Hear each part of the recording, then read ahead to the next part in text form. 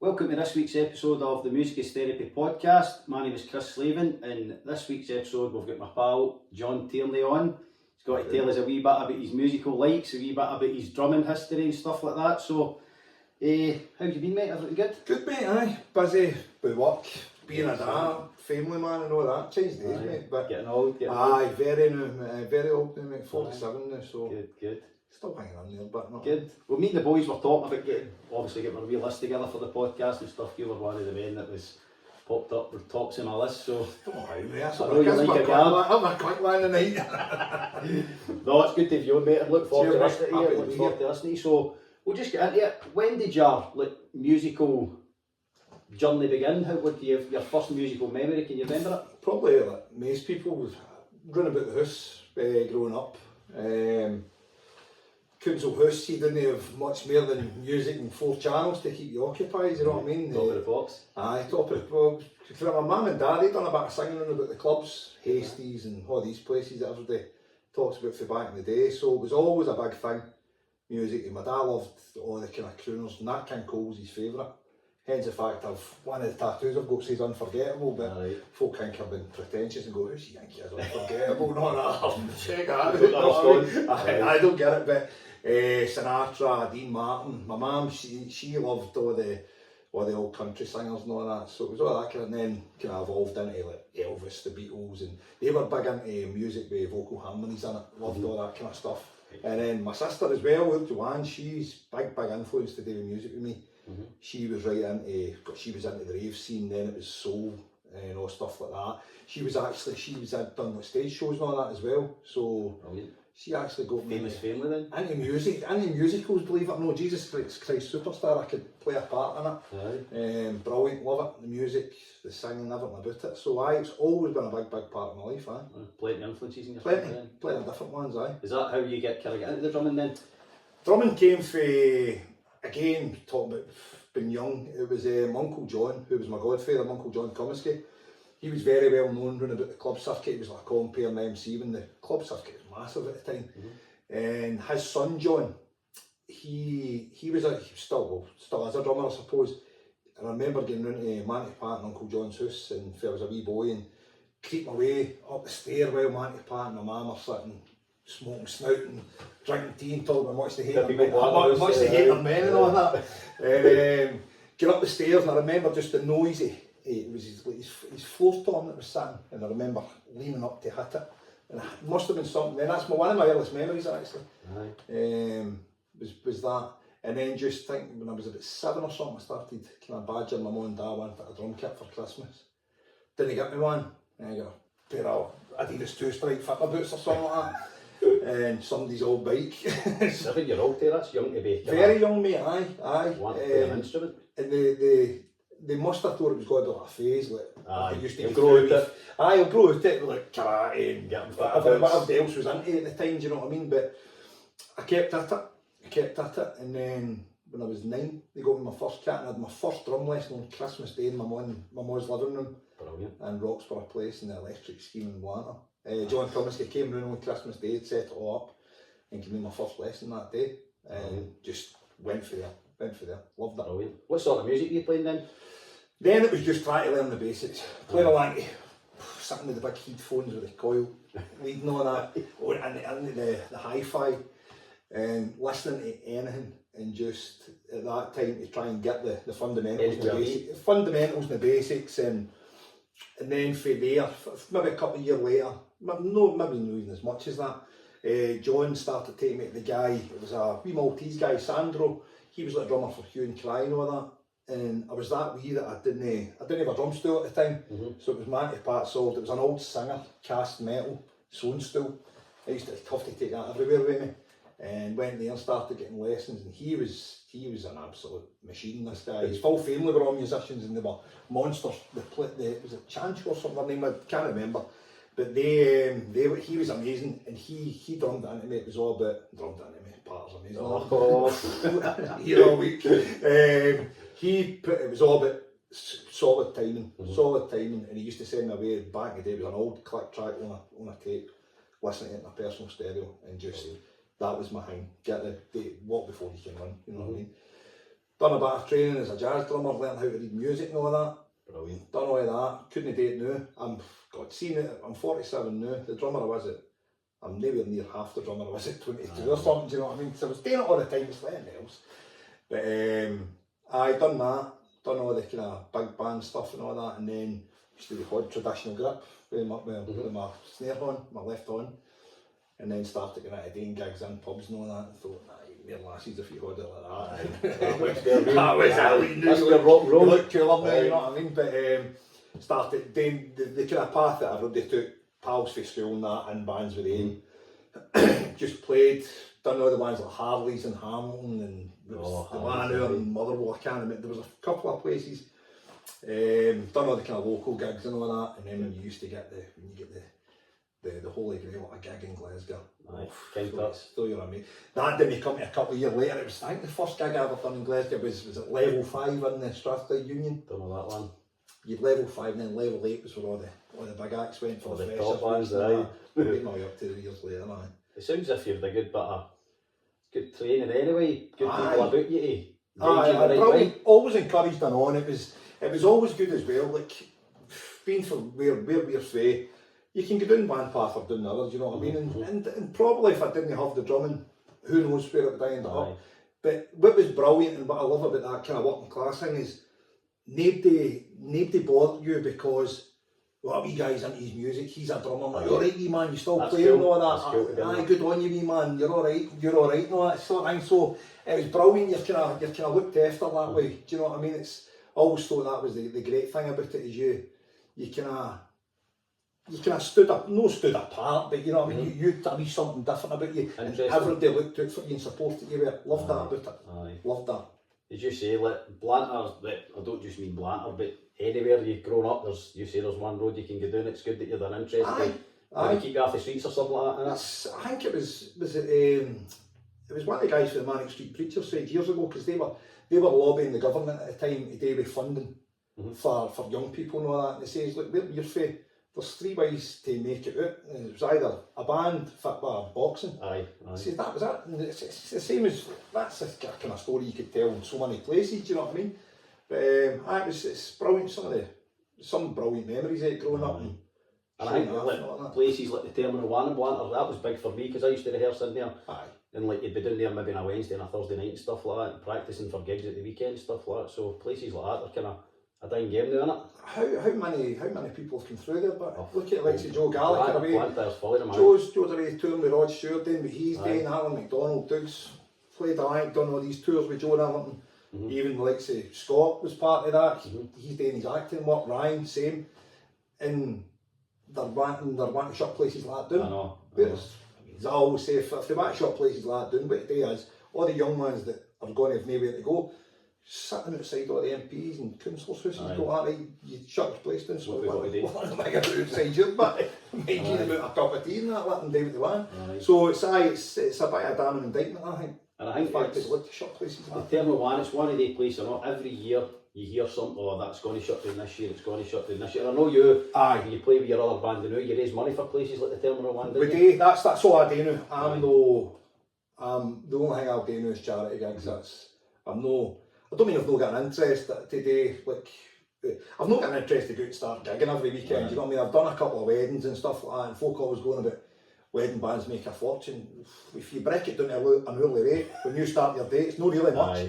You start the afternoon, you've got to load in. Because every time I set a drum kit up, I always say, I wish I played the harmonica. I wish I had a mouth organ to play.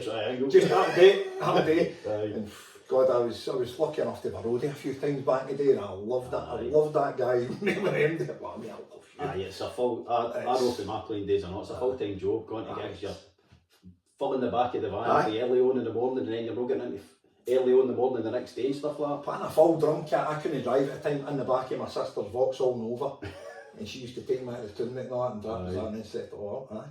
Good times, but you know what I mean. Good times, good memories. Makes you. Good. So, what sort of music were you listening to when you were young? What were you into back in the day? Could range for it, and the kind of first, I mean, it could range for it, and I loved all the early hip hop stuff, big heavy beats, stuff like that, and it could just sit and get my toe going. Soul music, funk music, I'm massive into my funk music. And then, as I say, my sister, she was right into the rave scene when it first got like warehouse parties and all that. I remember her and her pals been up the stair with like tuning into a pirate station, then they would tell you where it was going to be held, and I remember watching them all jumping out into vans and that and going, that looks amazing with their party. So like dance music was a big thing as well. And then obviously all the drummers that I started listening to like big band records, and then it would be the Beatles. Just remember sitting there and thinking how he's making that song sound the way it's sounding, isn't he, right? And because Ringo was that unique with it like that. Then I get right into the likes of Cream, The Who, just anything with a big backbone on it, do you know what I mean? I was really into all that. And it just as times went on, my music taste probably evolved, I know, but still stick to the same stuff. You always get back to it, didn't you? Oh, definitely. I take it you prefer older music than newer music today?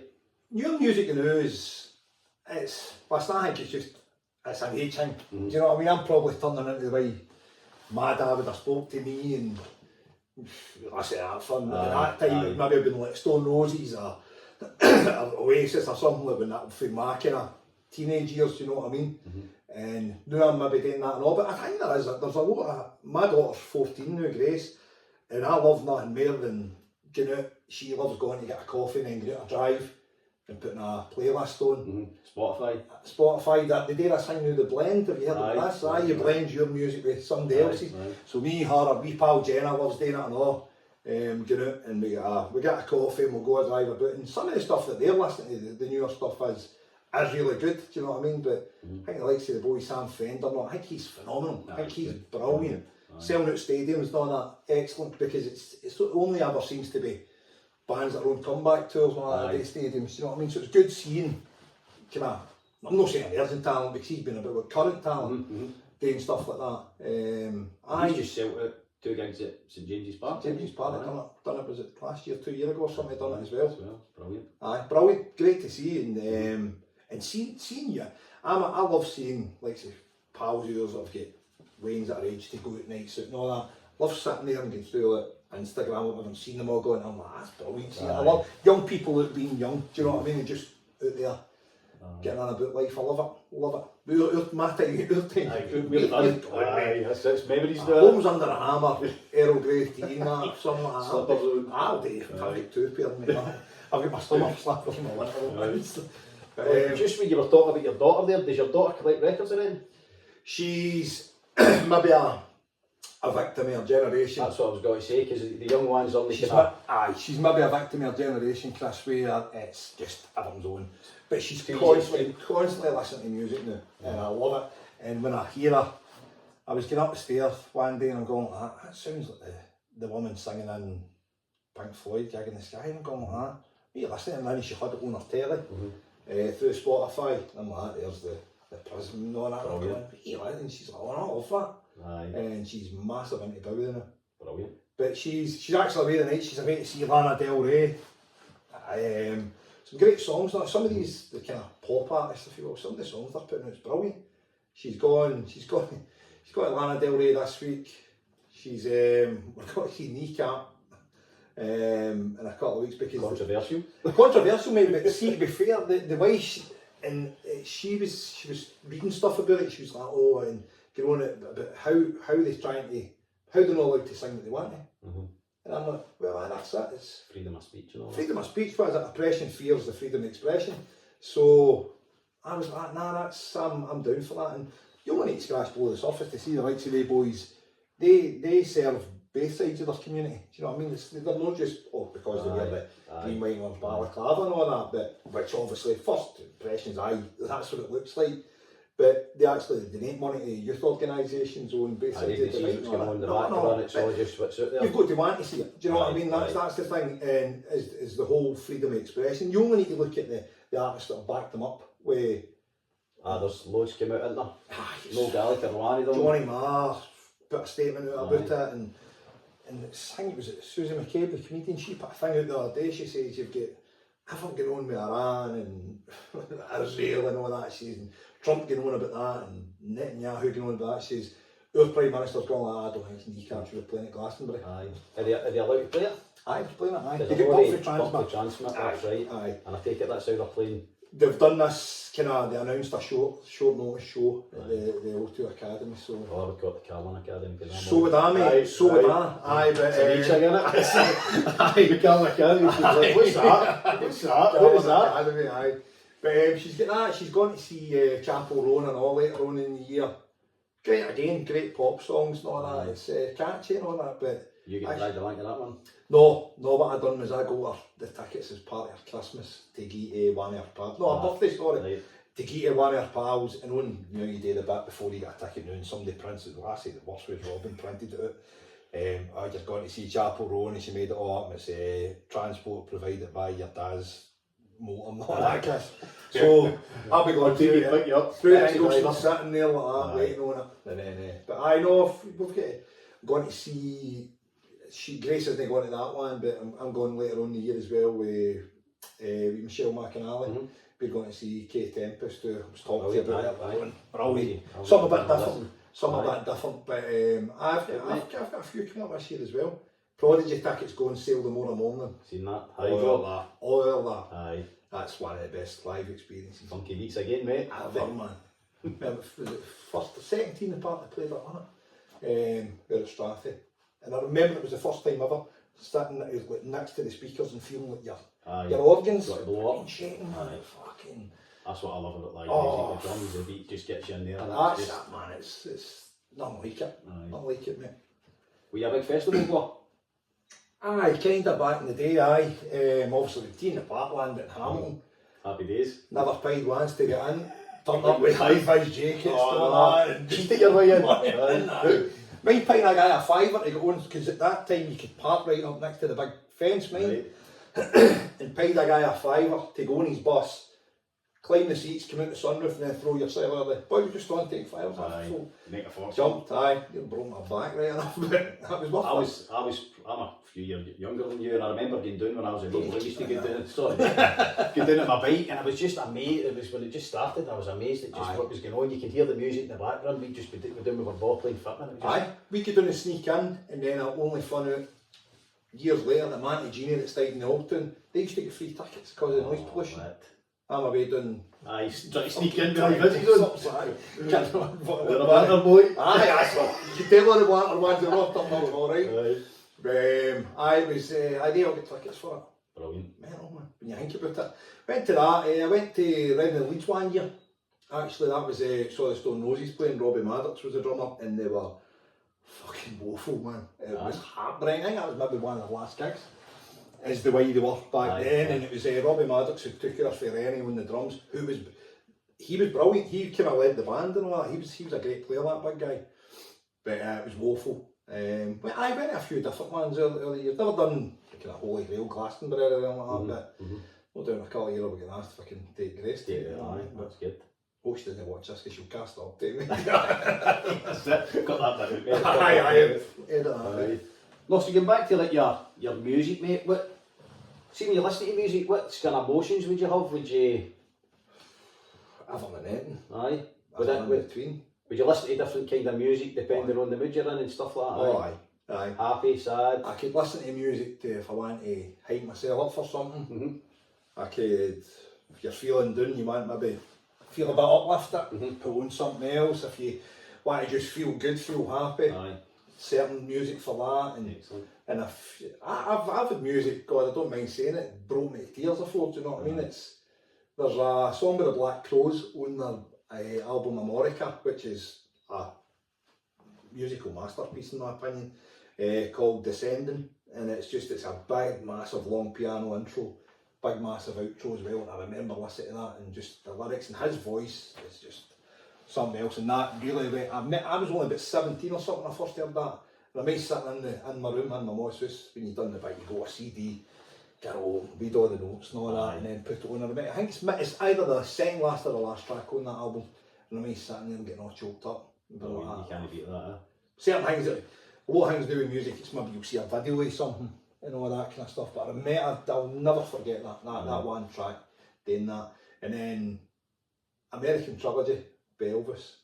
I remember music was always on in our house on a Sunday morning. My dad would have it on the vinyl, and he used to stand and try and sing it to his man, rotting compared to Elvis.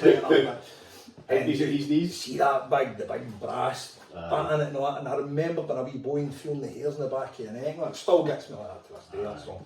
So I mean, lots of, but emotion, music's written by emotion, isn't it? It depends what style it is and what the mood is of the person writing it, or even the people playing it for them. It's big, it's all done in emotion, and it's all good for the mental state and all, isn't it? Does live music get you like that? Oh, aye man, aye. Aye. I don't know nothing else. Aye. I've been playing gigs before, and it could be a wee pub gig, and just you have a wee moment, maybe with your guys that you're playing along with, and it just feels. Just gets you. Aye, live music's where it's at, you know what I mean? It's it does it like nothing else. It's when you hear something, especially when you take a band like The Who, been to see The Who about 4 times or something, they always struggle replicating a live sound on a record. So when you go and see that live, after hearing it on a record, it just takes it up that wee notch, and that's live music's. Like you're talking about The Who there, Quadrophenia, that's one of my favourite albums. That's just like a movie. That's just like every time I listen to that, it's just takes you on a journey, doesn't it? Oh, and the film and all. Oh, the film's good, aye. I was actually went back to Quadrophenia, the Toya Wilcox was in it, and I remember that was my band that I was playing. The band that I played with the longest was the band Central, who, thank God it was before the internet days, not before video, you know, because there'd be stories to tell with that. And Big Gary O'Prey, who was one manager, Big Gary actually passed away not long ago, God bless him. He was I looked up to him. They were all about 5-6 years older than me. Gary's style and his music, everything. And he managed, there was a lassie that used to come to watch your gigs who was a researcher for the BBC, if I remember right. And she asked us to do this TV show and play the part of a band. And it was Toya Wilcox that was in it. And we were all, fucking Quadrophenia, man. And we all were standing getting the photos took against the wall, like the line up to Quadrophenia. She was brilliant, mate, and all that, but it was a telly show on BBC that we done, that she played a part in that song, so we had to play the part of a band. Played the part. Did it? But that was Quadrophenia, man, great memories with that and all. And we were kind of a moddy sounding band at that time and all, so that was a big thing. The Who, the Small Faces, all these kind of bands were brilliant. Would you say you were a bit of a mod? Is that kind of... If I had to pin it to the mast, I would probably go with the mod route. Aye. Oh, smarter, wouldn't they? Oh, aye. Cleaner. Cleaner looking. But then again, I love a lot of the rocker style and all that, and a lot of that kind of stuff. But if I had to, my mum was a mod. She was a mod. She was some of the photos you see if you are back in the 60s and all that. Brilliant, great pictures and all that. That's my mum, she was cool. Oh, that's cool. Then I see photos of my dad and I'm going like, when did you see my dad? Oh, what's happened there? Because my dad would love to have had a mod haircut, but my dad used to get mistaken for Jimmy Johnson at that time. Oh, right. He had the tightest, reddest hair you've ever seen in your puff, so he could never do anything with it, you know what I mean? But he was always a sharp dresser and all that as well, so I'd go with... Mod looks good. Oh, great look, mate. Pete Docker look. Aye, probably a bit more kind of clean up a bit. But I know it's a great look. Aye, definitely is. It's a full movement, isn't it? The style and all that. What about are you still got any plans for any future gigs or anything with your wee band or anything? Or? Not the new. So the only thing I do now is like the tyre walking rollers, which kind of the kind of background where it all kind of came about. It was 2010, me and Jimmy Clark decided we were going to stop smoking, and we decided to go walking on a Saturday and Sunday morning, and then it was to try and keep the weight off, but I feel miserably now anyway. And when we were out walking, I was talking to who was the first one? I think it was Kenny McAnally. So Big Kenny said, we've seen you and Big Jimmy, what are you doing? We're out walking, I'll come out with these. Kenny came out, Joe Gallagher came out, Scott Fletcher, then at the end of it, you're talking about a dozen is all. And we realised that when we were out walking, you were in bands, I was in bands, and we're like, oh, we were in bands at one time, and we called ourselves the Tyre, Blantyre, for people listening that don't know what tyre means. Tyre walking rollers, because we were out walking. Brilliant name. Aye, so then we came up with this name, Big Martin Both, a big old pal of mine who's a graphic designer, he came up with a logo thing. We were like, we'll get t-shirts made. Blantyre. Or another guy, name 3 songs, we'll go anyway. I'm not even a band yet. Cover band. Right. So then it was Bob Chambers, another good pal of mine. Bob printed the t-shirts for us and the hoodies, and then folk in Blantyre started buying them. Well, this is great, it was a wee feel good thing, and then we decided we got asked to do a gig in the Blantyre Welfare for the Haven charity in Blantyre, and I think that raised about £9,000 or something. Brilliant. So what a night that was. I mean, that was a great night, that. So it was myself, Kenny McAnally, Joe Gallagher and Scott Fletcher. I'm not missing them, do I? No, because Dougs didn't join it later on, Alan McDonald, but we needed somebody that could play as well as he does. Good, isn't he? Lanarkshire's got some right talented people in it, isn't he? So, and what a singer too. So we decided, that was great. And then fast forward a wee bit, when we had to do the march through Blantyre against knife crime and all that, when that came about. But we thought when Raymond Gormley was murdered in Blantyre, and it was at that time, it was just everybody was kind of desensitised. It was, so and so, somebody gets stabbed, did they? It just became normal for a And while. you're sitting there going, this isn't fucking right, we're doing here, why the fuck are you letting this happen? Because, as you know, it's a tune with predominantly good people that they look out for one another. And I says to the boys, I says, see you're walking Saturday morning, do you want to offer it out to folk? Like if they want to come and just get a blether and be kind of solidarity hanging on that, aye, let's do it. Just the way social media is and all that at the time. I remember we looked at it, and it was, there's 1,000 people says that they're going to be going to this. And I'm like, you'll know everybody's full of good intentions. And the police helicopter ended up on the day, and it was like 4,000 people. It stretched the length of Blantyre. So off the back of that, me, Michelle, Kenny, Dominic Flynn and Paul Allen started doing a knife crime thing. We went to Scottish Parliament, went to all different things, met other amazing folk who their stories would break your heart, how knife crime affected them, and we just realised at the time that the laws in Scotland were fucking atrocious, because at the time you had the Offensive Behaviour of Football Act. Now that was all to do with if you called somebody a derogatory term on the day a fucking Celtic Rangers game or something, up to 5 years in jail for that, for calling somebody a name. For the guy standing next to him holding a blade and going, I'm going to plug you, he can get up to 4 years. So, who's the biggest threat? There's somebody calling you a name or somebody holding a blade. I know who I would fancy my chances with. So, but we got involved in that, and there a few legislations got changed and everything. And off the back of that, the whole thing with the walking rollers, that kind of kept it prominent. Then we done a few other gigs. We done one for York Hill. We done one supporting the British Heart Foundation, and then we got asked to do one for Terminal 1, doing the All Nights Club in Blantyre, best Guinness in Blantyre. No man. Another one that's God bless that Guinness. So we done this one, and then we decided kind of for him back with the Sunday session, Sunday afternoon, and then. One loves a Sunday session. Just any day. I used to love a Sunday session, but so we started doing that, and what we would do, we were raising money for Terminal 1. They would use it for things like maybe young people that have not got the easiest at home life. They would use it going to like different like a holiday project up north. I can't remember the name of it escapes me, but they would go there for the week. It would be like kind of respite for the young folk, and we would do a food bank drive as well. So I think we've done 5 of them now.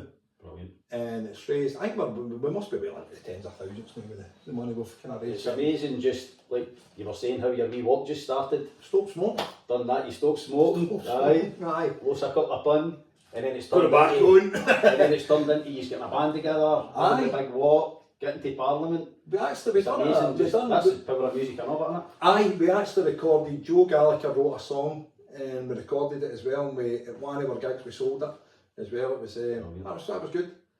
It was good, and I hope to do it again, because we were all, as I say, we were all pals before, and then the 5 years got together in the band, and it's got me through hard times and all. Do you know what I mean? I don't mind speaking about it. 6 years ago in May there, me and Sham made a stillborn wee boy, Joseph, who was on the same day as Gracie's birthday, so just we spent Gracie's birthday in the hospital sort of thing.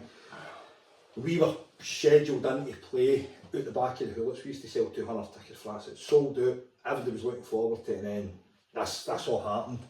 And the boys are saying, look, put it off, put it off. I says, no, I need this now, I need this focus, and I think music's great for that. Definitely. Whether it's out driving your motorbike, I needed that. And it's like, you'll know yourself, Chris, when you're sitting on that stool, they 2 wee bits of wood, nothing else exists out with that, nothing else. And it's your wee sanctuary, and nothing, all the bad in the world doesn't exist when you're sitting there putting up to 4 in your seat. There again, make a noise. So, and I don't think the boys actually realise how important they were with me for that, do you know what I mean? How important they were for me. Team, know what I mean? Of course. And it was, and they were saying, no, put it off. And I was like, I can't. I says, folk are relying on us doing it. I said, no, folk can have another night out. It's like, no, but there's a charity there needing the money, there's a food bank needing the food. Too many positives. I was probably a wee bit kind of not in the right frame of mind to be making decisions like that, but we had with Joseph's funeral on the Wednesday and then done the gig on the Sunday, and it was, and even for my missus as well, it was great for her to get a day out, and do you know what I mean? It was a tough thing. Take your mind off it. Of course, and they other 4 boys will never realise how much. I love them to bits, always will. Even if we never do another gig again, hope we do, because it's always a good day out. Do you know what I mean? Blantyre know have a good day out. It's it's been a big thing for me. And it's turning up and learning songs that folk have already wrote. It's all covers. That's you know what I mean? It's what your favourite songs take, probably. We get to pick them. Some of them you've got to kind of appease the crowd. That's it. Some of them you sit and you go, I can't fucking stick this. I remember doing a couple of gigs with the first kind of, no corporate gigs, but kind of things like that, was with probably one of the most talented people I've ever worked with was Jane Henderson. Great singer. Mate, went to rehearsals with a band that she was in at the time, and it was like holiday parts they were doing. And you're sitting in rehearsals and Jane will just sit like on her phone with this microphone doing that, texting folk. And what's coming out of the speakers, I'm going, that's no right. I'm sitting doing that, looking at it going, this is no right here. Done, was it Southern Nest Holiday Park was the first gig I done there. Brilliant. And I remember sitting maybe playing King Tut's or fucking playing down in London or wherever, doing a few good venues down there, great support slots and all that. And you're sitting there, when I was singing, I've got to put that out there. And you're sitting there and you're playing like that and you're looking at and you're getting the glad eye out and alright. Then I go to there and there's Wayne sliding their hunkers by me and all that. I'm doing that, trying not to look. I don't look, man, but it's different. That's where music takes you, but that's where it takes me. At Pidewell, that one. The railway wasn't busy at that time. So, it's I hope to get back out with the boys doing the walking roller stuff. Racing in money for the old Blantyre. Go to, mate. You've got to do it. People look after people, don't they? That's it, mate. That's it. That's what it's all about. And I know you went through a wee phase on all the t-shirts to see who could get the most famous person a photo with one over it. Aye, with who could get their photo took with somebody. Aye, sorry. Scott Fletcher probably. Aye. Keira Knightley, wasn't it? Keira Knightley. He done that. But then again, Joe, I've noticed that Joe, when he's doing certain gigs, he'll wear his t-shirt. Used to say all the time, get your colours on. Coming up doing as if we're the Warriors, put your gang colours on. But what we've done as well is we say, send a photo with your t-shirt, where in the world are you? Some of the fucking places, man. Remember folk in New York, and somebody was in Cambodia with one. And then what we used to do is if we knew anybody who knew that stayed abroad, send them a t-shirt. And then it was good, it was a good wee feel good thing at the time, do you know what I mean? Good, brought the vibe up a wee bit, and it was. We've actually got that, we've got t-shirts and Keep the Heat On, we've got boys in the Coliseum, and we've got boys in New York. Brilliant, man, brilliant. I need to get one of that, Spain, Italy, everywhere. That's excellent, man. It's not spreading the word, but it's not even about try to change the world or all, like that. But see, if it likes the stuff you are doing with Keep the Heat, that's phenomenal. Only he's one person to turn in and go like that to you, that's made a difference. You've won. You can't. My father was a great believer in it, and he would always say, you can't save all the people all the time. My dad, a couple of different businesses and that, and some of the guys that helped to give them jobs and all that, and he'd probably the roughest fucking pub in Hamilton for years and all, the old whiskey well. Up Fair Hill. I had more fights than Rocky Marciano when I fucking worked in there. And they were, but see, all the guys like that, they were all fucking some serious fucking head cases and they still drumming, young John, aye. And you go, aye, but you're giving them their time. Can you do that? Can you do that? Aye. No, you're a drummer, and then they would say things to you like, no, I'm better, no, I'm even better at than drumming. What? The fiddle? I didn't know you could play the fiddle. I'm registered disabled, I'm out working all week. Aye. So even, like I say, but as my dad say, you can't help all the people all the time, but just save one, just help one. Aye. Don't let save them there. Just make a difference, that's it, innit? That's it. Well, I know the difference he does in Blantyre or not, do you know what I mean? Not even Blantyre, it's or South Lanarkshire, people Glasgow, Brilliant, well, mate. brilliant. It's good to see things like that happening, and that's, I kind of hate on social media a lot of the time because for its negatives, but it's got that side of there, getting the word out there. If it can take for one person to read that and go, I need to go to that. Aye. Do you know what I mean? I need to go to that. Well, we do get messages kind of, when they say weekly, but monthly, people saying, oh, I would love to come along to your wee group, just with us putting pictures out, I mean, we're away doing cold water dips and everything, do you know what I mean? And then somebody like, oh God, your wee group looks. I need to try it. No, I'll need to try it. No, I have tried it, but I don't Tried it, you didn't like it? No, it's, I used to date working up when I used to work away from home all the time and all that. Got to jump in that cold water and all that, and I'd date for about 2 seconds and back and fucking run. But no, I think I would need to do the whole plunge thing. A boy and pal, he's just opened a place on Cumbernauld. Right. Does like sauna, steam rooms and the cold that much. So I need to go there and see that and give it a try. Mate, try it out. Gives me the fear, but So good, mate. So it's maybe good for the heat. I like the whole Wim Hof thing and all that. You know, I used to, when I worked away from him, I used to do the breathing all the time. Phenomenal. Never fucking. I'm like, that's a bit of a lot of shit. I don't buy it. I don't buy any of that. A lot of shit. Lying there in my eyes shut, doing that mad breathing, and then getting up and come out, right? Fucking happening, man. I'm on my own up and fucking Dingwall walking in the railway. What's happening? I'm driving a train later, track fucking day. But aye, it's, but listen, that's getting things like, try anything, man. Aye. Try it, might work for you, might not work for the next guy, but it might work for him, might not work for you. They're born if we were all the same. That's it, mate, that's it, mate. Good. So, we're on to, I think we'll move on to your albums that you've brought now, mate, if that's alright. Aye, of course. Anybody? The Beatles one? Aye, the Beatles, as I was saying about growing up, and the Beatles as far as music, are as good as it gets. I don't think there's anybody they're not my personal favourite band of all time, but as far as what they've done and the different music they've produced and all that, they can't be touched in my opinion. If you look at, take certain periods of their timeline, before different bands, and I think that's phenomenal. And I always remember when Oasis kind of came out, and then when they brought out Whatever, it was all the big string parts, and folk didn't hear that with Oasis, and then I'm like, fucking Beatles were doing that years ago, but you used to get slagged for being angry people, do you know what I mean? So, in Sgt. Pepper's, I remember when I first listened to it, and it was, I think I got a copy on a tape or something, and the first time I listened to it, I just couldn't believe how the first 2 songs went into one another, and then when you go on and you can look through the track listing and on, the different songs that are in it, and their whole career is kind of based on that. They'll do songs that sound like fucking, they should be getting played at a circus on a big top. Aye. They've got rock and roll songs, they've got heartbreaking songs, country and western songs, you know, everything's covered. And it's kind of, without Elvis you wouldn't have the Beatles, without the Beatles you probably wouldn't have them. Aye. Do you know what I mean? They were the kind of genesis of a lot of music that... Famous old saying, no Beatles, no Oasis, are it? Aye, that's true. They've been first to admit that, do you know what I mean? I know. They would definitely would be, but aye, it's even the haircuts and everything, boys are still going up and down in the now, do you know what I mean? Alright, I kind of think it a wee bit, and, but aye, always, the big boy for Lanarkshire, Big Deacon, I always remember him. Do you know Big Deacon? I backed his band up when I was in my band a couple of times. Friday the 5. They're a fucking musician. Big Derek played. Good. He actually moved on. He actually played with him a couple of times where it was the Gyres, but then they kind of moved on a wee bit, and even they look like that, do you know what I mean? All cool looking guys now, and it all kind of came through that Beatles kind of thing, do you know what I mean? It's a big cultural thing, isn't it? It's, how did you get into the Beatles? Who influenced you by that one? the first I ever heard them was with my mum and dad, but it was the early stuff.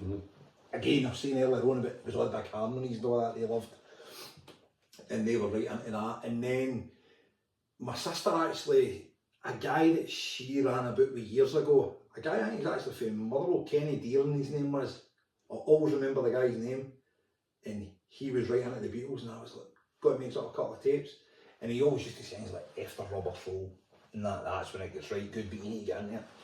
And I remember listening to all that, and that's where it came from. It was listening to copied tapes, and then going, that's fucking unbelievable, man. And then just gradually get in there. Then going down but my best pal, Paul Regan, Regan gets a drink in him. That's when your Beatles are on. When your WhatsApp starts blowing up, Aye. and I will say to Regan, I can smell the drink after you through WhatsApp, because it'll just be a clip of the Beatles, and it'll be the quintessential epitome of guitar efficient, and I'm like, right, I'm away. See you later, man. But he's right. Aye. And me and him always talk about you've never listened to the Beatles until you listen to them with panning the speakers with headphones on. Oh, aye. And you hear what they were recording over there, and the bass and that was getting recorded over there. I think it's it, Lady Madonna and Revolution are good for it. You listen and you pan it to the left and you only hear the left speaker, and you pan it to the right. It's like two different songs. Aye. It's fucking amazing, man. And I think it's kind of lost art that and on now, because that was the old analog recording, wasn't it? But it's just everything, man. You could, any style of music, any occasion. Aye. Everybody knows a Beatles song. Oh, aye. I think everybody always kind of bases, like even new bands coming out there, they're always trying to be the new Beatles, aren't they? Sgt. Pepper's for me, that's how I picked it for one of the night, was just because of the concept to it.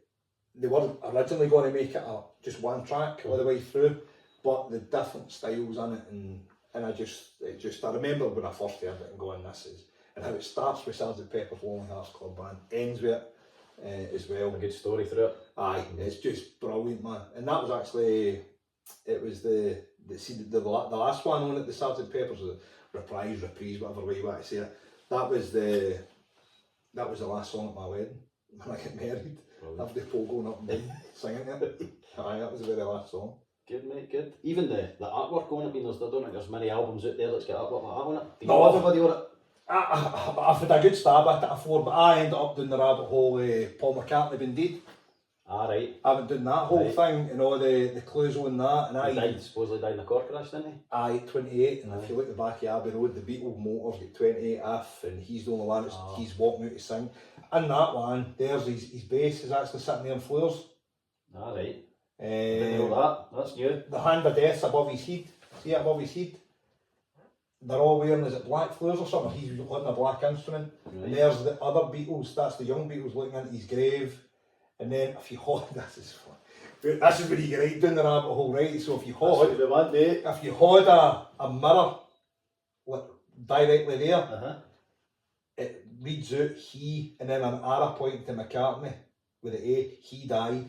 It says on it. So you need to get a wee tiny mirror and hold it there and it says he died. Everybody's got to be doing that tonight, didn't you? Do that.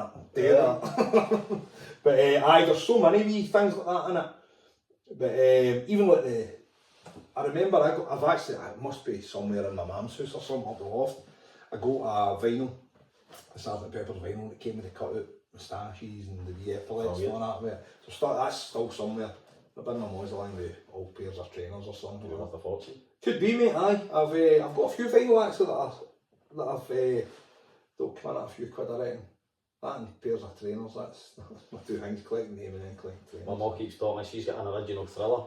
Right, aye. She's got that, I'm like, get it there, she's no part with it. It's got to be the condition, mate. Aye, that's it, I know. She's never ever told me where it is, and I've never seen it, so she's a wee kid on, do you know what I mean? So, no, but I'm not the biggest Beatles fan in the world, but I do like Rubber Soul. That's a great album. Rubber Soul's still brilliant album. Cool, that's when they just started looking cool as fuck. Aye. Cool as fuck, man. The sweat jackets and all that on, and the hair was getting a bit longer and everything, and I just evolved for there. But just again, it's just the influence as well, isn't it? Have you got a favourite song in the album? Have to choose. A Day in the Life, got to be. Aye. Because it sounds like A Day in the Life you could chop up and make two track songs out of it, because it's got that many different sections to it and everything. But probably that one, definitely. Definitely, in fact, aye. Probably, definitely, aye. Probably. Maybe let me change your more. Oh, aye, It's that's like asking for my favourite song, depends what mood you're in. Aye. So I could change it more. But the new, day in the life. And that's a bit of a change to Rage Against the Machine, that's a... Aye, Rage Against the Machine is my favourite band of all time. Aye. My opinion, they're the best band of all time, they're my favourite. Your favourite? Just, it's fucking, what was it, the box, music, television, you control mind, all cable box, you used to phone up to get a song and pay about £8 in your mom's phone bill, wait 9 hours for it to come on. The first I seen them, so it must have been when this album was out, which was about 92. It was, they came on it and it was the song Bullet in the Head. And I remember it was a live performance video. And I remember just the name in a studio. And I remember watching it and being like, what the fuck is this? This guy's screaming down the mic, but he was rapping. And then it was like hip hop fucking drums. And then big, brilliant rhythmic fucking bass lines. And then the guitarist playing away. And then he starts unplugging his guitar, but it sounds like somebody like DJing and scratching vinyl. And I'm going like, nah, there's something about it. I remember going, what the fuck, but it was brilliant. It just caught my attention. More I got into them, the political stance and all that, just I was like, oh no, they're a bit of me. And then just the way they, it's probably, the best way to describe it, Chris, is it's the music that's went and spoke to my soul more than anything. It's every fibre of my being. It's what they write about, what their opinions are on a lot of things, and just that fucking punch in the gut that it gives you. And that album's just seamless, man. Seamless. The first few tracks on it. Everybody knows obviously the one that they won the Go to Christmas #1 with. That was just a guy that put that out on social media, just to be X Factor, Joe McKell. Poor wee Joe. Poor wee self thought his life was made, but then what they done, and I always think they're fundamentally they're quite righteous in how they always went about their music, how they would turn up at things and just start playing. So they held a free gig in Finsbury Park, called it the Victory, the Battle of London Victory Party or something, and it was a free one. They've done it with things. There's a DVD. It's you can get it on fucking YouTube. And I'm saying DVD. Kind of Betamax. It's the live at the Olympic Auditorium in LA. But it was on the DVD extras, but obviously you can get it. And it's the Staples Centre, the big arena in LA. So they were, I think it was the Democratic Party were having their conference there. So they set up just a flat stage across the road for it to protest it. And just the amount of crowd that turned up for that, and then just so they would turn up and do things like that. Do you know what I mean? And I thought, I'm anti a bit of that, and it fucking hits me right in the right. Take it that with the drumming hanging all about, wasn't it? Aye, Brad Wilk. I fucking must have been last year on Instagram. I replied to his story. He put something. I can't even remember what it was. I said, you should come to Scotland for, it was touring on a camper, you should come to Scotland. And he replied, man, I missed that place. And I'm like, fucking hold on. Oh, get that look, that screenshot it. Gonna keep that fucking look with Vista Lake that he went and got for when they done the reunion tour. They gave him an exact replica of Bonham's cap. The orange fucking perspex kind of man. But it's just his drumming and all, man. It's pretty much a song drummer, you know what I mean, which I always kind of seen myself as. I wasn't big into drum solos and all that. I'll probably annoy big Kenny McInally when I say this, but the worst thing about the worst part of a drum solo is the end of it, so that's when the bass solo starts. And that's how these fucking build it or not. Sorry Kendo. But nah, it's just, he was a song drummer, sat in the moment, play to the crowd, and just even the slightest thing he could do, and it was the crowd bouncing up and down or wanting to dance. Or pretty much like Ringo. Ringo always, did you see the thing about all the different drummers talking about Ringo? And they're talking about fucking come together, just doing that, and he could make folk dance with doing that. Superpower, man. Honestly, if you can do that, you're winning. You're doing well. But no, Rage, as far as every one of their albums, it's just amazing. Probably a bit short lived, but we're actually meant to go and see them a couple of years ago, when they were doing a comeback tour, and then the singer Zach De La Rocha, he snapped his Achilles tendon. Did Paul meant to go? Me, Regan, Kenny, Michelle, Squaddies were all meant to go. Have you ever seen them live? Seen them at the very first day in the park. Brilliant. Down the Taylor's Gruns, seen them down there, seen them, where else did I've seen them twice. Where was the second time I've seen them? And then I've actually played in the same venue as them in London, and that made my day. Oh, excellent. The Camden Underworld. And I didn't know they'd played there until it's a guy who, he's great on social media. I don't know if you, Secret Drug Addict he's called. That's boy. I don't know his name. He worked with Oasis and all that. He worked in the music industry, and he's been sober for don't know how long. And he was actually, it was all gig tickets and all that, and he put one on. It was Rage Against the Machine, Camden Underworld, and I'm like, I fucking played on there. And I was like, fucking good. Take that one. Aye, that was. I'll claim it. It wasn't on the same night, but nobody needs to know that. You know what I mean? That's it, mate. I played along with Rage. You're taking it. I'll take it. Excellent, mate. I've got to put you in the spot here, right? What's your top 5 artists, if you can do it? If you can do it. Or else a hard one. Top 5, man. Oh, I could probably give you top 5 best gigs I've been to, mate, probably, but... You say first then? Top 5, no, I'll go with your question, mate, sorry. Top 5 artists.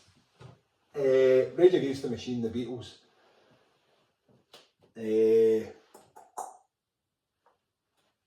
I'd need to put the Who in there. Good shout, aye. The Prodigy. Aye. Good mix. And there's got to be one, you've got to see it. Everybody sing it.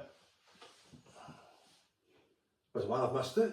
Well, there's one everybody sings about the Who have I missed it? Oasis. No. Mate, I've been to see them 100 times and all that, and Oasis for a moment for me. When my age and getting in your youth and all that, and going to see them, going everywhere to see them, and it was amazing. But no, I wouldn't put them in my top 5. Nah. As much as some of the moments I've got to see them live are the best times of my life, but my 5th. Oh, I'm struggling, mate. 4's no bad. 4's no bad, I'm struggling. Do you know one that would be up there, this might sound a bit left field, would be Jamiroquai. Oh aye, he's still again. Met seen Jamiroquai a number of times, my sister loved them. And live and all that, and just, again, summer's day, putting them on driving. Brilliant. It could be, they could be in there. I don't know. 5th one. Weeks again, mate, innit? Aye, mate. Aye, anything can dance to, I suppose, innit? I'm some dancing. Oh, it's fucking the rhythm, innit? Still doing it? I fucking blowing at my arms every time. Oh, that's bad. Aye, anyway, I told me, aye. What about the gigs then? Give your top 5 gigs then, just before we finish. Oh, top 5 gigs. A top 5 live acts I've seen. Oh, Prodigy are right up there. I'd say the Prodigy are probably the best live act I've ever seen. The Who. The Who live is an experience. Jamiroquai live, got to say that. Trying to get kind of one that I didn't expect to be good. There's been plenty I've went to that I've thought, oh, this will be brilliant. Shite, went to see the Hot Chili Peppers, me and Regan at Hamden, it's the worst gig I've ever been in my life. I've heard that a few times. Terrible, mate, just shite. They're not playing a lot of songs that they should have, and 15-minute fucking guitar gasms with one another. Just really good. Aye, so I'd say the Prodigy, Jamiroquai, Rage Against the Machine were phenomenal, the Who, and do you know what? Stone Roses at Heaton Park. Oh, aye. And when they come back, that was something else. No, in fact, I'm drafting them, I've got to put Oasis in for you. Oh, okay, I'll put them in there. Everybody's, Oasis are everybody's top something. Aye, no, they've got to be. They've got to be for memories and all that as well. Aye, definitely, mate. Brilliant. Well, listen, mate, thanks very much for coming on. Pleasure, mate. Always good seeing you as well. You want to learn that? Nah, you're alright. No, I won't get a listen to it. I won't get a listen. You should, mate. Aye, you should, but no. Listen, thanks very much. Keep doing what you're doing. Thank you, and stay tuned for more episodes. Cheers. Cheers.